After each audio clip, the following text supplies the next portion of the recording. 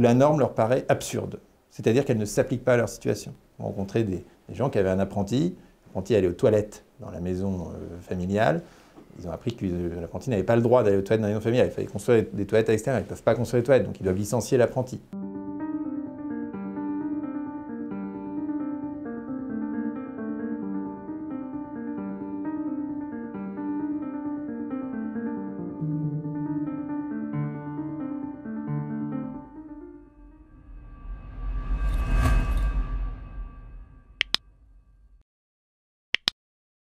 Gaspard Koenig, bonjour. Bonjour.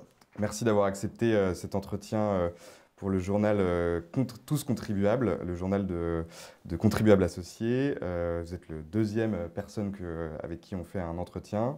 Je signale à tous nos membres que vous pouvez retrouver sur touscontribuables.org cet entretien et vous pouvez vous inscrire via la newsletter pour le recevoir en avant-première. Il sera ensuite diffusé sur notre chaîne YouTube. Est-ce que vous pouvez, s'il vous plaît, vous présenter en quelques mots? Je m'appelle Gaspard Koenig, je suis philosophe, prof de philo de formation. J'ai fondé un think tank qui s'appelle Génération Libre, qui depuis 10 ans travaille sur des questions de renouvellement de la doctrine libérale et de propositions de politique publique. Et depuis, je publie des livres, des essais, je donne des cours. Et depuis quelques mois, je suis candidat à l'élection présidentielle au nom du mouvement que j'ai fondé l'année dernière et qui s'appelle Simple. Extra. Vous êtes l'auteur de Simplifions-nous la vie avec Nicolas Garderès. Vous parlez de l'excès de normes, de l'excès de bureaucratie qui rend la vie des Français très compliquée.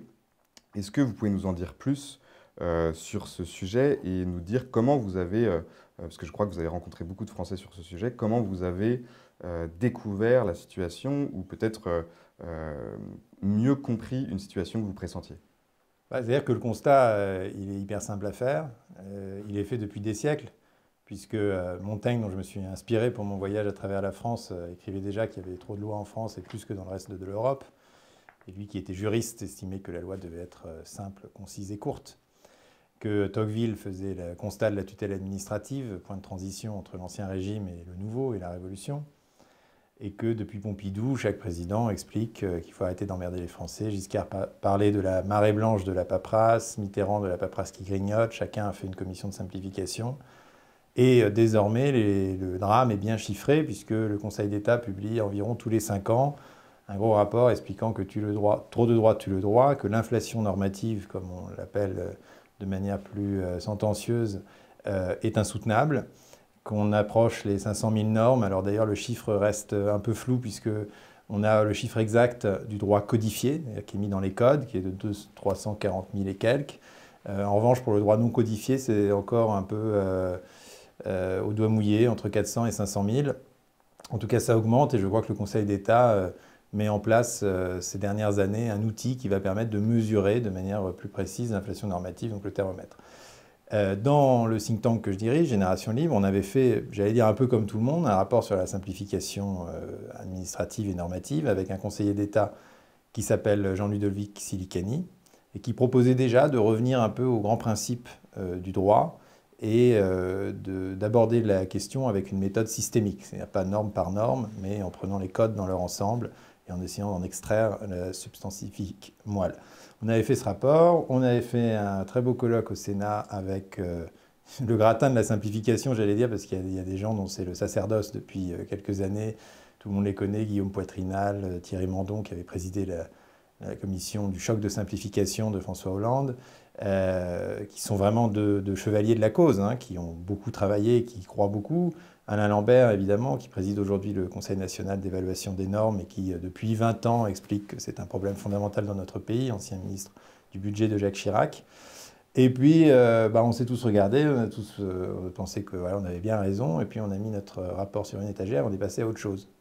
Et pourquoi on est passé à autre chose? Et c'est en fait là le point central de la question. C'est que c'est une question qui n'est pas glamour politiquement. Ça ne fait pas rêver, la simplification.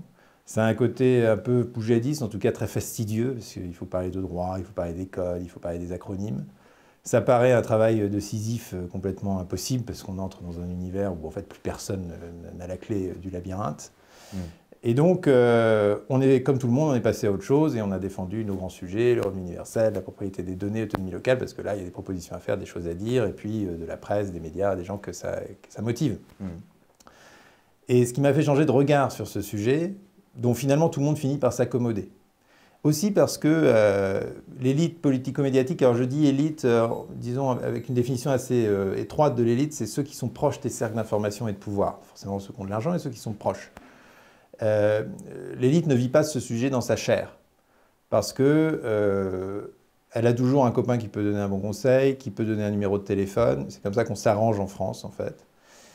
Ou bien elle peut se payer un cabinet d'audit, un avocat fiscaliste, enfin bref, quelqu'un expert comptable, enfin quelqu'un qui est expert dans la débrouillardise administrative. C'est un peu aujourd'hui les vautours de la complexité, toutes ces sphères qui ont grandi autour de la bureaucratie française pour aider les gens à s'en accommoder. Et ce qui m'a fait changer de perception, c'est mon long voyage en France à cheval, où j'étais hébergé dans les foyers français au fur et à mesure de ma route, où j'étais comme un vagabond, je demandais l'hospitalité. C'est d'ailleurs pour ça que le livre que j'en ai tiré s'appelle Notre vagabond de liberté, expression de Montaigne, mais c'est aussi parce que le vagabond, c'est celui qui passe de village en village, et c'est un statut social, le vagabond. Jusque dans la France des années 50, c'est d'ailleurs un statut défini par les codes, là encore, celui qui a moins de 10 sous en poche. Et donc moi j'étais un peu comme une mouche sur un mur, parce que j'entrais dans les foyers sur un pied d'égalité absolu, en tant que cavalier tout crasseux. On m'accueillait avec hospitalité, et d'ailleurs je tiens à le dire sur tout le territoire, générosité, hein, du Périgord à l'Alsace, en passant par la Seine-et-Marne. Et j'écoutais les histoires des gens. Donc j'étais pas là pour leur demander quel est votre problème, ou est-ce que vous craignez l'insécurité, est-ce que vous craignez l'immigration, est-ce que vous vous sentez oublié, parce qu'en fait les gens quand ils répondent à des sondeurs, ils répondent un peu ce qu'on attend d'eux pour être gentils. Est-ce que vous vous sentez oublié? Oui. Mais la vraie question, c'est est-ce que quand on est à table le soir, on se dit ah, on se sent oublié, c'est un drame. Qu'est-ce qu'on raconte quand on est à table ensemble le soir? Et ça, au fond, c'est un privilège assez rare d'y avoir accès, parce qu'il faut avoir éliminé un peu toutes les barrières, tous les malentendus qu'il peut y avoir entre l'observateur et l'observé. Et j'étais quand même extrêmement frappé par la récurrence dans ces conversations des questions normatives. J'entendais parler tous les soirs des DREAL, des DDT, des ABF, des PLUI, des SCOT, des SRADET, bref, de tous ces sigles que je découvrais au fur et à mesure et dont je n'imaginais pas qu'ils avaient à ce point pénétré, au fond, les ménages, parce que souvent, c'est pour les gens une question vitale. C'est est-ce que je vais avoir un remboursement? Est-ce que je vais être contrôlé par une commission? Est-ce que ce que je fais est légal ou pas? Est-ce que la police de l'eau va me forcer à fermer le bief qui alimente mon moulin ou pas? Et il faut savoir que la police de l'eau, par exemple, elle entre armée sur les propriétés, donc c'est une chose d'une grande violence. Est-ce que je vais être redressé par le fisc ou non? Est-ce que je vais avoir le remboursement de la MSA ou pas quand je suis agriculteur? Et souvent, les gens n'y comprennent absolument plus rien. Et surtout, sont placés dans des injonctions contradictoires où la norme leur paraît absurde. C'est-à-dire qu'elle ne s'applique pas à leur situation. On rencontrait des gens qui avaient un apprenti. L'apprenti allait aux toilettes dans la maison familiale. Ils ont appris que l'apprenti n'avait pas le droit d'aller aux toilettes dans la maison familiale. Il fallait construire des toilettes à l'extérieur. Ils ne peuvent pas construire les toilettes, donc ils doivent licencier l'apprenti. C'est des choses qui changent la vie, hein, parce que du coup, l'apprenti il perd cette opportunité. L'autre, du coup, se retire des affaires parce qu'il dit sans apprenti, moi j'arrête.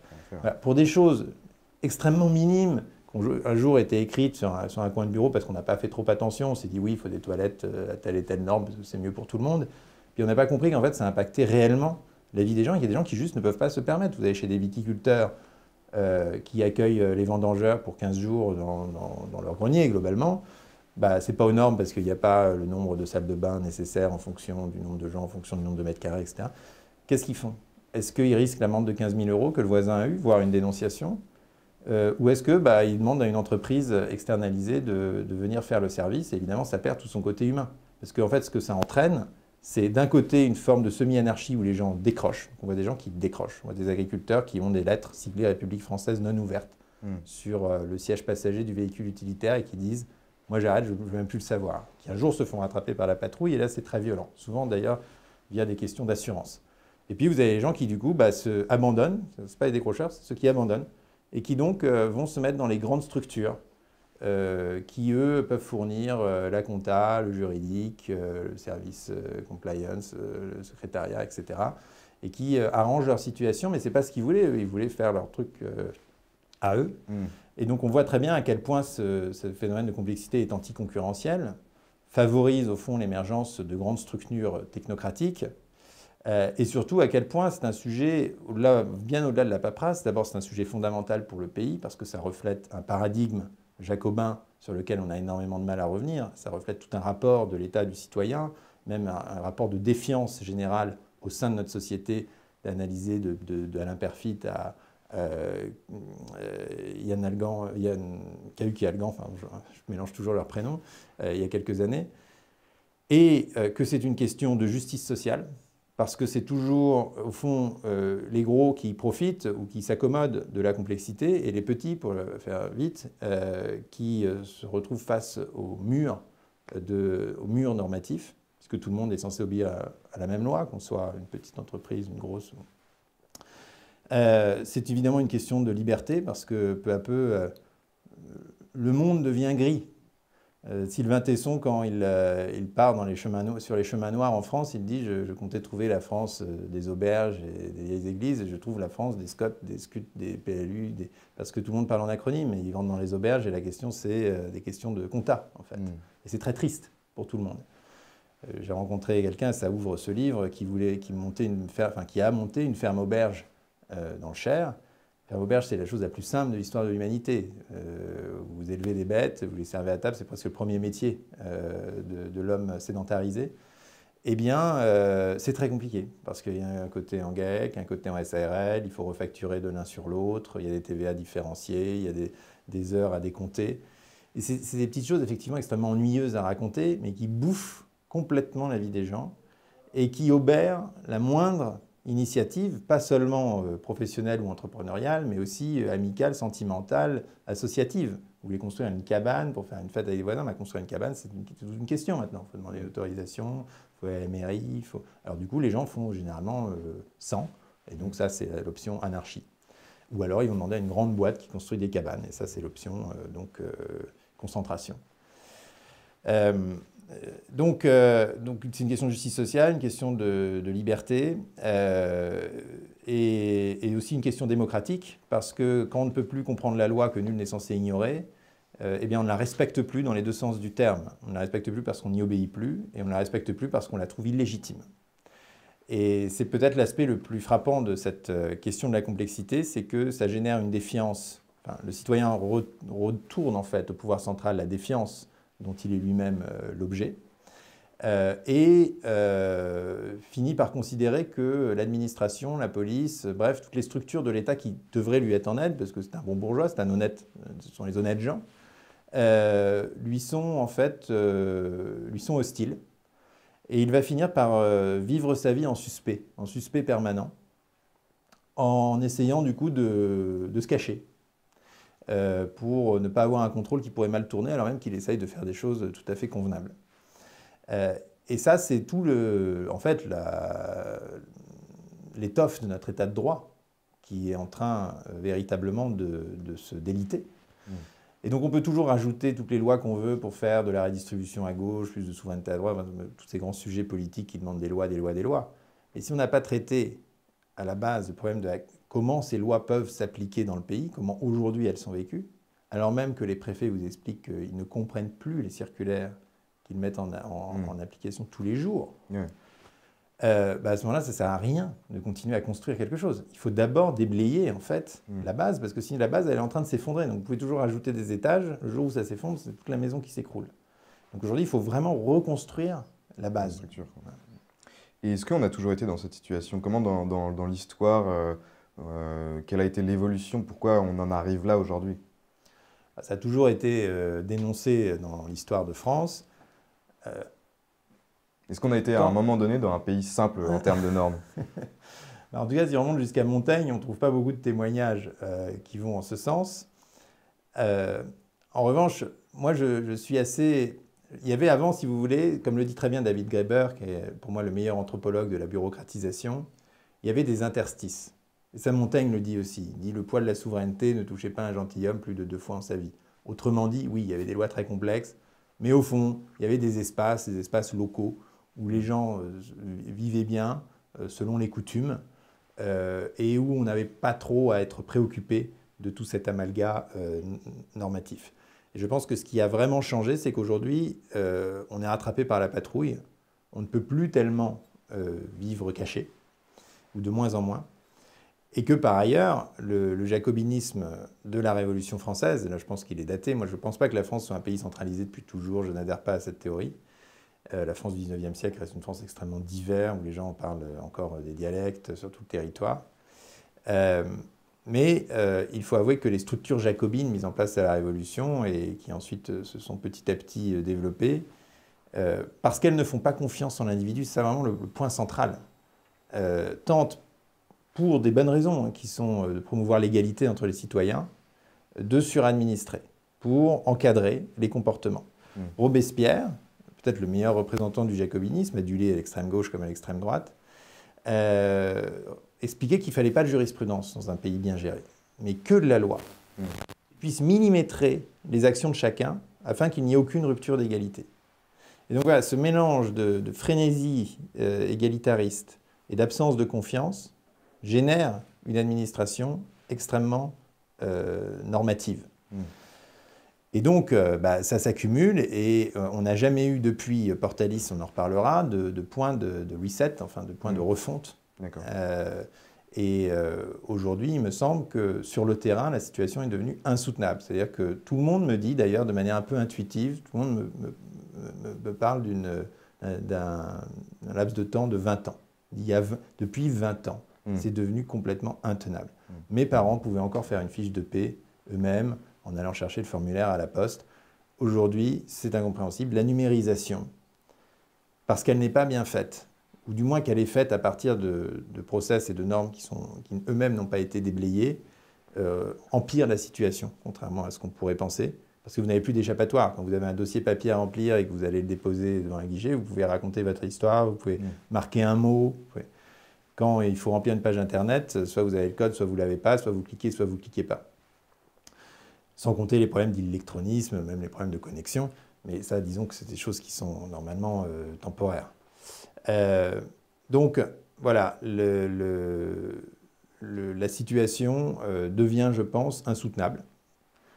Génère les mouvements de révolte légitimes que nous voyons maintenant à intervalles extrêmement réguliers sur tout le territoire. Franchement, quand les gens vous racontent leurs histoires, et ce qu'on a fait après ce livre, après mon Tour de France, c'est qu'on a, dans le cadre du mouvement Simple cet été, et pour écrire ce livre-ci, Simplifions-nous la vie, on a refait une grande tournée de la France, on a récolté les histoires de complexité des gens. On a récolté plusieurs milliers de témoignages à la main et puis sur une plateforme Internet. Et vous lisez... Les doléances un peu. Comment ? Les doléances un peu. Les doléances. Et vous lisez, vous entendez des choses, vous vous dites en fait, mais les gens sont tellement sages de ne pas avoir mis à sac la préfecture. Seulement, c'est des trucs à se taper la tête contre les murs. Les gens sont très sages en fait. Et on comprend complètement qu'ils explosent à intervalles réguliers. Et le même David Graeber explique que les grandes bureaucraties antiques, Babylone, Rome, l'Égypte, au fond, à un moment donné, perdent leur vigueur morale. Le système tourne sur lui-même et plus personne n'y croit, jusqu'au moment où les barbares arrivent et mettent tout à sac. Et je pense que c'est globalement, si on ne fait rien sur ce sujet, c'est qu'on attend les barbares.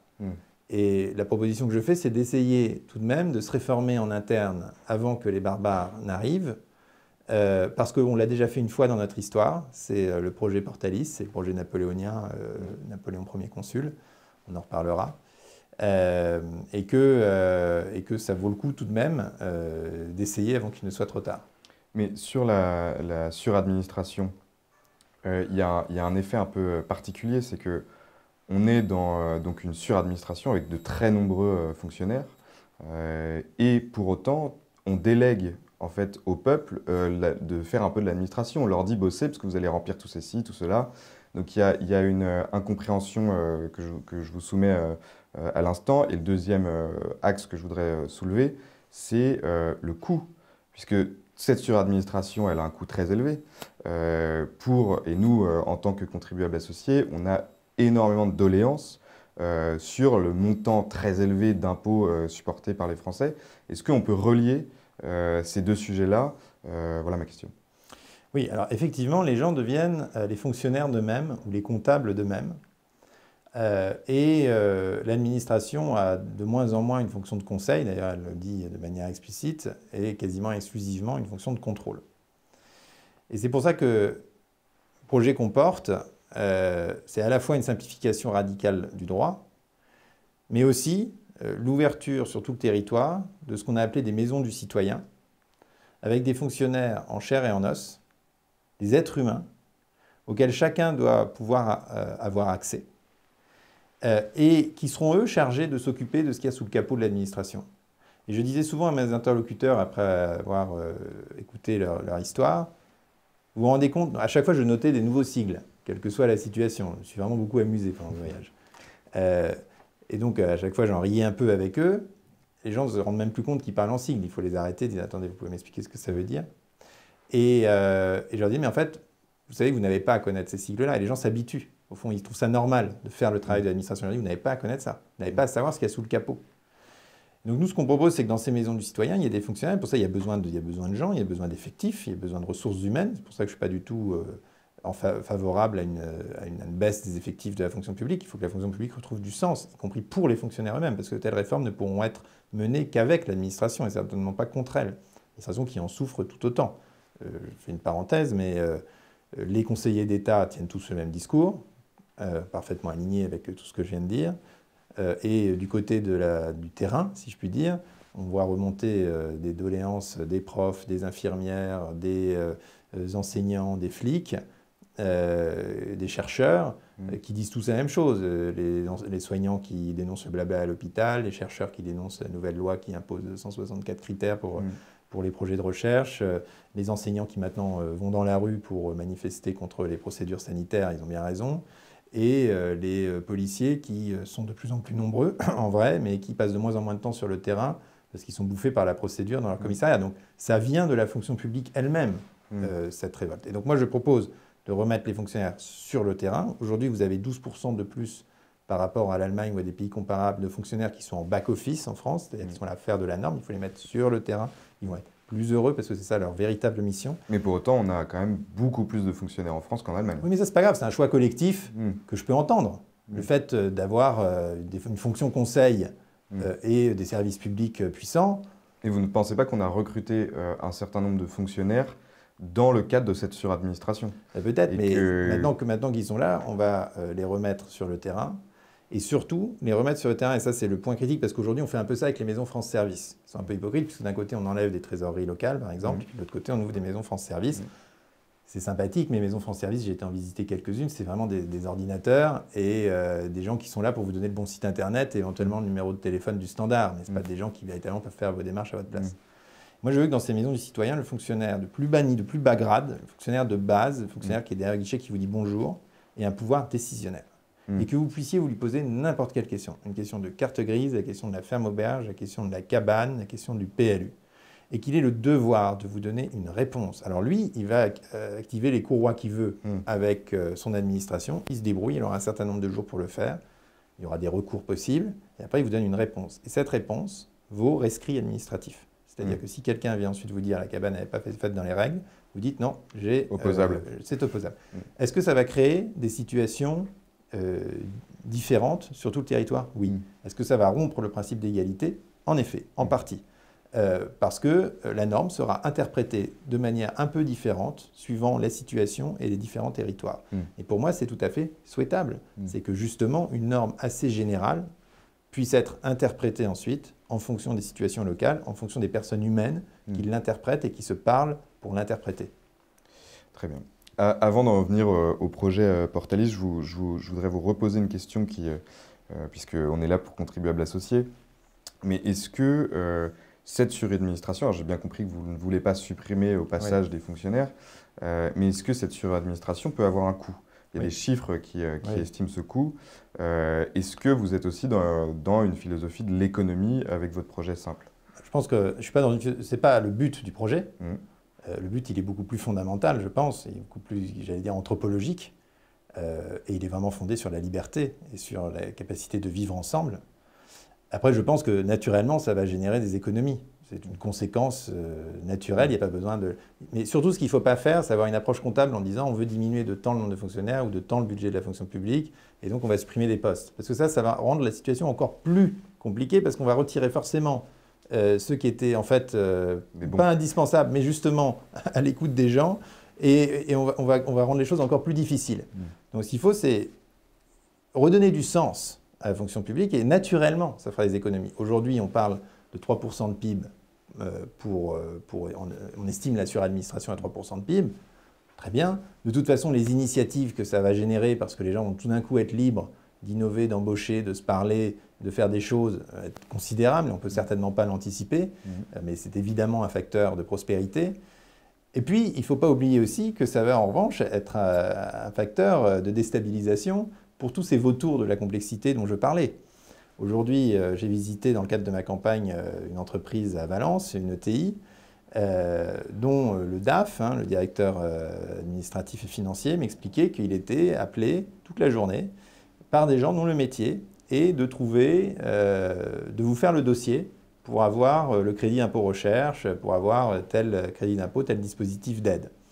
Et ils prennent 25-30% de l'argent récolté. En fait, des structures comme ça, il y en a partout et pour tout sur le territoire. Pour les mairies, c'est pareil, tous ces cabinets qui viennent aider les mairies à faire des dossiers de subventions ou à répondre à des appels à projets. Tous les conseillers fiscalistes qui vous permettent de naviguer dans le code. Et évidemment, tous ces gens-là qui profitent aujourd'hui de la complexité vont perdre leur marché. Et justement, nous, on a énormément de témoignages qui nous parlent de la complexité des impôts. Est-ce que là-dessus, vous proposez des choses sur cet axe précis, puisque beaucoup de contribuables, au-delà du fait, qui est le numéro 1, d'avoir trop d'impôts, expriment aussi les difficultés, quand on les a au téléphone, voilà, comment on fait.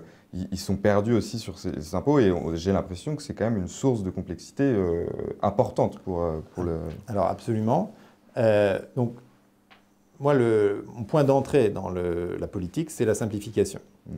Ensuite, on développe donc ce projet de recodification dont on va parler, qui s'appelle le projet Portalis.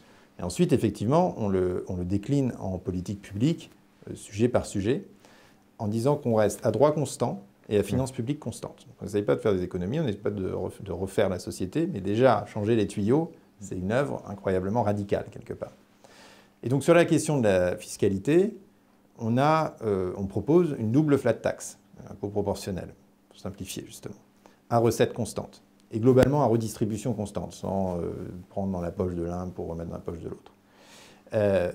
C'est sur l'impôt sur le revenu, donc ça fait partie du mécanisme de revenu universel qu'on propose. Ce revenu universel, c'est l'impôt négatif tel qu'il avait été conçu par Milton Friedman, et pour la faire courte, vous avez un crédit d'impôt individuel. Alors tout ça suppose, d'individualiser le droit au passage. C'est-à-dire qu'il n'y a plus de foyer fiscal, non, chacun paye l'impôt en tant qu'individu, et les aides aussi, AAH, RSA, tout ce que vous voulez, sont individualisées dans ce système-là. Donc ça, c'est déjà une grosse rupture pour la France, mais voilà. Donc c'est individualisé. Ensuite, donc, vous avez un crédit d'impôt de 500 € qui correspond globalement au RSA aujourd'hui, qui est censé couvrir les besoins de base. Qui vous est alloué à partir de 18 ans et pour toute la durée de votre existence, tous les mois, et qui est financé par une flat tax sur l'ensemble des revenus, capital et travail, de 30%. Et vous faites la différence tous les mois. Dans le cas où vous n'auriez pas de revenus, pour toucher les... Non. Quels que soient vos revenus, vous avez les 500 € de crédit d'impôt et les 30% d'impôt au premier euro. Donc tout le monde paye l'impôt. Tout le monde reçoit les 500, mais tout le monde paye l'impôt aussi. Et en fait, vous faites la différence à la fin de chaque mois entre l'argent qui vous est dû, c'est-à-dire les 500 de crédit d'impôt, et l'argent que vous devez, c'est-à-dire les 30%. Si vous devez moins que le montant du crédit d'impôt, vous recevez du cash. Si vous devez plus, à ce moment-là, c'est simplement une autre manière de calculer l'impôt. C'est-à-dire que vous allez payer 2000 moins 500, ou que sais-je. Globalement, si on prend ces chiffres-là, et ça on a fait des études extrêmement rigoureuses depuis 5 ans avec moult économistes, si on prend ces chiffres-là, on est à redistribution constante. C'est-à-dire que globalement, personne ne perdra, personne ne gagnera dans le système. Ça va juste... En fait, la droite de redistribution, la courbe de redistribution en France, elle est comme ça. Et juste, on en fait une ligne droite. Ça veut dire que ceux qui n'ont rien reçoivent les 500 sans avoir à rien demander, et en évitant tous ces processus incroyablement bureaucratiques et humiliants de demande de prestations sociales qui sont désincitatifs au travail, je tiens à le préciser, parce qu'ils enferment les gens dans le statut de pauvre, et après, les gens n'osent plus bouger le petit doigt. Oui, tout à fait. Alors que là, ça permet au contraire de tenter d'expérimenter une activité et puis de savoir que de toute façon, le coussin de sécurité, il est toujours là, il est automatique. Deuxièmement, tous ceux qui sont dans les qui ont des revenus fluctuants, disons dans les bas salaires ou les travailleurs pauvres, donc les travailleurs de plateforme, les agriculteurs ou les gens qui sont juste au SMIC, etc., ils ont un complément de revenus qui s'ajuste de manière automatique à l'argent qu'ils gagnent et qui fait que le travail permet de gagner toujours plus. Donc moi j'étais dans cette même entreprise, on m'expliquait que les heures sup, les gens ne prenaient pas les heures sup parce qu'ils perdaient la prime d'activité. Et que du coup, ça ne valait pas le coup financièrement. Bon, mais tout ça, c'est terminé avec ce système-là qui est complètement linéaire et qui donc élimine tous les effets de seuil. Et puis au-dessus de globalement 1 700 €, bah, vous payez l'impôt globalement à des niveaux similaires à aujourd'hui. Et vous allez voir que la même logique, on l'applique à la fiscalité des droits de succession. Pareil, à recette fiscale constante pour l'État, sans réinventer la roue, en disant que, on individualise. Donc, ça veut dire que vous pouvez désormais donner à n'importe qui, dans les mêmes conditions, que ce soit votre frère, votre cousin, votre fils, votre petit-fils, votre voisin, c'est pareil. Et à n'importe quel moment dans votre vie. Donc, donation et succession, c'est la même chose. C'est de la transmission, c'est taxé exactement pareil. Du coup, vous êtes plutôt incité à donner de votre vivant, plutôt que d'attendre le jour de votre mort pour donner obligatoirement à un pré-retraité qui est votre enfant biologique. Donc, et sur le plan justement fiscal, ce qu'on fait, c'est qu'on dit, il faut retourner la charge de la preuve, dire on ne calcule plus l'impôt sur le donateur, mais sur le récipiendaire. Et donc chacun a, et c'est la même logique que l'universel en fait, chacun a 500 000 € d'abattement dans sa vie. C'est-à-dire vous pouvez recevoir des dons jusqu'à 500 000 complètement défiscalisés. Et à partir de 500 000, vous avez 10% flat tax, que paye évidemment celui qui reçoit. Aujourd'hui, à cause d'un système complexe, c'est toujours pareil, dans un système complexe, rappelez-vous, c'est toujours les gros qui en profitent. Et aujourd'hui, ce qu'a montré le Conseil d'analyse économique, c'est que les 0,1%... Oui, il est très très gros. Parce que je pense qu'il faut toujours dire, très, préciser, très gros. Il est très, très gros. Parce qu'il y a les gros qui sont... On peut être dans les 2-3% les plus riches de France, et pourtant être fiscalement permanence prélevée. C'est vrai. Mais c'est les très très très gros. C'est vrai, mais globalement, avec toutes les niches, etc., quand on se prépare bien, on arrive, et notamment donc les 0,1% payent moins de 10% aujourd'hui d'impôt sur la succession. Et donc mon 10%, il est faible par rapport aux abus qui existent aujourd'hui. Il est en fait à budget constant par rapport aux recettes réelles du Trésor public. Et il est neutre pour la plupart des gens, parce que de toute façon, la plupart des patrimoines sont inférieurs à 500 000. Je tiens à dire qu'aujourd'hui, 85% des gens ne payent pas en fait de droits de succession en indirect. Donc, vous voyez, c'est toujours la même logique. On reste dans les mêmes paramètres macroéconomiques, mais simplement, j'élimine toutes ces centaines de pages de folie, d'artifices, de niches, parce qu'évidemment, plus il y a d'impôts, plus il y a d'aides et plus il y a de niches, c'est normal, parce qu'il faut bien créer une soupape pour le système. Pareil pour les entreprises, d'ailleurs. Les entreprises sont en France sont les plus imposées de l'OCDE, mais c'est aussi les plus aidées. On ne dit pas ça, il y a 110 milliards d'aides aux entreprises par an. Et donc nous, ce qu'on dit, c'est qu'on enlève 50 milliards d'impôts d'un côté, 50 milliards d'aides de l'autre. Toujours la même logique, à coût constant. Voilà, à coût constant. Et donc dans ce système-là, vous voyez que tout d'un coup, j'ai en fait deux mécanismes fiscaux, l'impôt sur le revenu avec ces 500 € de crédit d'impôt, 30%, ce droit de succession avec 500 000, 10%, c'est tout. Ça tient en quelques lignes. Et c'est très égalitaire. Et ça met tout le monde, en fait, dans une situation où on peut prévoir. Et cette sécurité juridique, je pense qu'elle a des vertus, y compris des vertus économiques, qui sont absolument extraordinaires.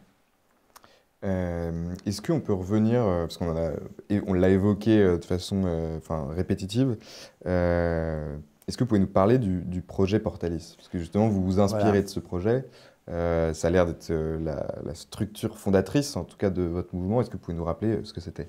Voilà, donc suite à tous ces témoignages de complexité qu'on a recueillis, je me suis associé avec une équipe de juristes en droit public, donc Nicolas Gardère, qui est docteur en droit public, avec qui je copublie cette proposition. Et on a fait, sur la base aussi du rapport qu'on avait déjà fait avec Silicani, une proposition structurelle de simplification qu'on a baptisé projet Portalis, du nom de Jean-Marie-Étienne Portalis, le juriste qui, sous Napoléon Ier consul, écrivit, en tout cas publia le Code civil dans une version simple, intelligible, et qui du coup est resté en vigueur quasiment jusqu'à aujourd'hui. Alors, pour montrer qu'on l'a déjà fait dans notre histoire, que c'était un peu le même constat, c'est un énorme magma de droit féodal et Napoléon qui dit qu'il faut simplifier. Dans les mémoires de Lacaze, Napoléon dit « Ma plus grande œuvre, c'est d'avoir simplifié le droit et cette simplification a fait davantage pour le pays que toutes les lois accumulées par les siècles passés. » Et dans son introduction au Code civil, Portalis mentionne l'expression en toute lettres. Il dit il nous faut c'est simplifier. Il dit bien aussi simplifier, c'est renoncer à tout prévoir. Et donc c'est accepter une part de risque dans nos existences. Ça, c'est clair. J'allais vous parler de ce risque. On en viendra. Alors, et donc, qu'est-ce qu'ils avaient fait à l'époque? Ils avaient réécrit. Et Napoléon, avec une volonté politique très forte, et Napoléon s'était impliqué dans les différentes commissions de simplification à titre personnel, et ça avait réussi. Et donc, ce qu'on propose, c'est d'avoir de nouveau ce grand moment de refonte institutionnelle, et de faire quoi? De prendre tous nos grands codes, il y en a à peu près 75, de remonter aux principes généraux du droit dont ils s'inspirent, et d'éliminer le reste. Donc pas aller prendre les normes les unes après les autres, de remonter aux principes et d'éliminer ensuite. Considérer ces codes comme des échafaudages, en fait. Des échafaudages provisoires. Robert Badinter et Antoine Lyon-Camp, deux juristes au-dessus de tout soupçon, l'avaient fait à titre un peu pédagogique pour le droit du travail, il y a environ 5 ans, et ils en avaient tiré 4 ou 5 pages, 61 principes, lisibles, clairs, magnifiques, c'est ça le droit. C'est comme la Déclaration des droits de l'homme et du citoyen, ça fait une page, et tout est dit, et c'est superbe. Et ben nous, ce qu'on propose, c'est de dire le code du travail, c'est ça. Voilà. Et on fait la même chose sur le code de la construction publique, sur le code du tourisme, sur tous les codes. Et vous finissez avec globalement 5000 principes qui tiennent dans un livre. Et ce livre, on peut le distribuer à tous les Français en disant voilà, c'est un livre que tu peux comprendre. C'est un livre qui gère la société dans laquelle tu vis et qui te suffit pour la comprendre et qui réhabilite la notion fondamentale de l'état de droit, que tout ce qui n'est pas interdit dans ce livre est permis. Tu n'as plus à demander l'autorisation pour faire ceci, pour faire cela, parce que dans cette complexité, on a toujours l'impression que tout est interdit. Voilà. Donc c'est un projet évidemment à la fois très modeste, parce qu'il est à droit constant, et extrêmement radical, parce qu'il suppose transformation totale de notre ordre juridique et de la manière dont fonctionne évidemment la production normative de notre administration. Mais je pense il faut avoir cet horizon d'abord, pour ensuite faire des réformes intelligente, et qu'il donnera au fond aux gens non seulement de la sécurité mais aussi de la protection. Parce qu'une loi compréhensible, on peut s'en prévaloir directement, on n'a plus besoin d'un intermédiaire, juriste, syndicat, pour la comprendre ou pour y accéder. C'est un peu la même chose, si j'osais la comparaison, que la Révolution protestante pour la lecture de la Bible. Tout d'un coup, il n'y a plus besoin du prêtre, chacun peut la prendre et interpréter le texte. C'est un peu ça qu'on propose. Vous proposez un projet protestant alors? Voilà, Portalis de double P. Et alors vous parlez du risque. Est-ce que vous pouvez développer ce concept qui n'est pas forcément évident? C'est-à-dire que si on simplifie, pourquoi on accepte le risque? Clairement, la surproduction normative vient de l'aversion au risque. Quand on veut vivre dans une société où tout est cadré, où on a toujours un responsable pour le moindre incident, on produit de la norme. Parce que si quelqu'un se casse la figure sur une marche qui est par exemple 3 cm trop haute par rapport à la norme, on pourrait dire c'est la faute de celui qui a construit la marche, ou c'est la faute du restaurateur. Donc on va trouver le responsable. Si on dit non, le code il dit juste que les marches doivent être à hauteur égale, et qu'effectivement, globalement, elles sont à hauteur égale, il n'y aura pas de responsable. Il y aura un accident, il y aura une assurance, mais il n'y aura pas un responsable. Et donc, effectivement, simplifier, c'est ce que dit Portail, c'est renoncer à tout prévoir. Dire qu'il y a des circonstances qui ne vont pas être prévues par la loi. Et donc, c'est accepter aussi, à titre un peu plus philosophique, dans nos vies, une part d'incertitude qui est liée, qui est le cœur peut-être de la beauté de ce qui fait une existence humaine. Et qu'à l'inverse, si vraiment on veut éliminer le risque, on va finir dans une société à la chinoise, où il faudra monter des passes pour tout. On sera peut-être protégé de tout, mais on vivra en prison ouverte. Très bien. Justement, je profite de votre exemple pour vous demander votre conception du pass sanitaire et du pass vaccinal aujourd'hui. Et j'en profite parce qu'on a demandé à nos membres de soulever des sujets qui les intéressaient beaucoup. Et est-ce que vous pourriez développer aussi le problème de l'hôpital français en termes de simplification, puisque toujours nos contribuables estiment payer énormément d'impôts, et de l'autre côté, ils veulent un service hospitalier qui soit à la hauteur. Okay. Et on a un décalage. Et qui, a priori, viendrait d'une suradministration dans l'hôpital. Alors, sur le pass, j'ai toujours pris position en faveur du vaccin et contre le pass sanitaire et vaccinal. On n'a pas le temps là de revenir sur les aspects, disons, sanitaires ou épidémiologiques de la question. Alors, mais je vais juste te dire une chose sur la conception de la loi, puisque c'est ça dont on traite. Si on considère qu'il faut que, pour des raisons de santé publique, l'ensemble de la population soit vaccinée, alors à ce moment-là, il faut une loi qui rende la vaccination obligatoire. C'est ça le rôle de la loi. Maintenant, si on dit aux gens que ce n'est pas obligatoire, ça veut dire que c'est libre. Et donc si c'est libre, rien ne peut les empêcher de vivre leur vie normalement. Et là, ce qu'on a fait, c'est qu'on a transformé la loi en nudge. C'est ce concept anglo-saxon, terrifiant, très populaire d'ailleurs dans le sphère des gouvernements au Royaume-Uni. David Cameron avait même fait une nudge policy unit à Downing Street, et puis aux États-Unis, et puis dans le monde. Hein. C'est un mouvement qui vient d'une dizaine d'années. Donc c'est l'incitation.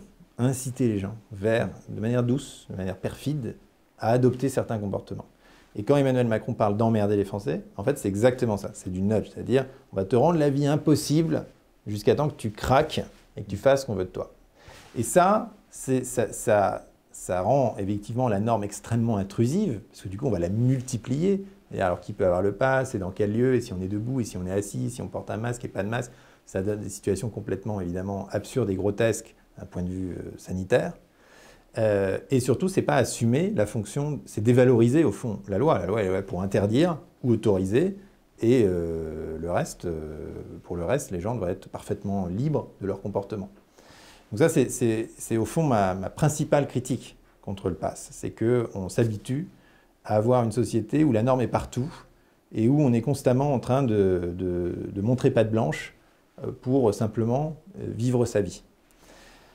Et que, effectivement, dans ce cas-là, on délègue les pouvoirs de police à des simples citoyens, serveurs ou ouvreurs de cinéma, qui ne devraient pas avoir à exercer ce genre d'autorité sur leurs semblables. C'est la police qui doit s'en charger, c'est tout. Donc moi, ce que je défends, au fond, c'est l'état de droit de manière assez classique.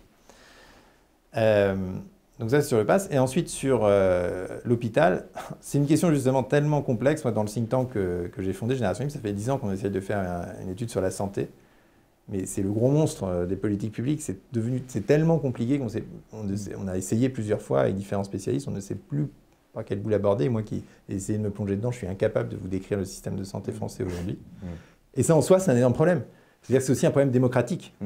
Que sur les grands sujets dont on parle à la télé, l'hôpital, l'école, tout ça, en fait, plus personne n'a les moyens de l'analyser parce que vous avez 3-4 technos seulement dans tout le pays qui savent vraiment comment ça marche et qui sont évidemment les derniers à vouloir le réformer parce qu'ils sont tellement dedans qu'ils sont dans leur propre prison mentale. Donc déjà, cette méconnaissance de ma part reflète la gravité du problème. Et ensuite, et de manière générale, pour les services publics, c'est-à-dire je pense que l'école est à peu près dans la même situation aujourd'hui, et en une grande partie la police, il faut décentraliser.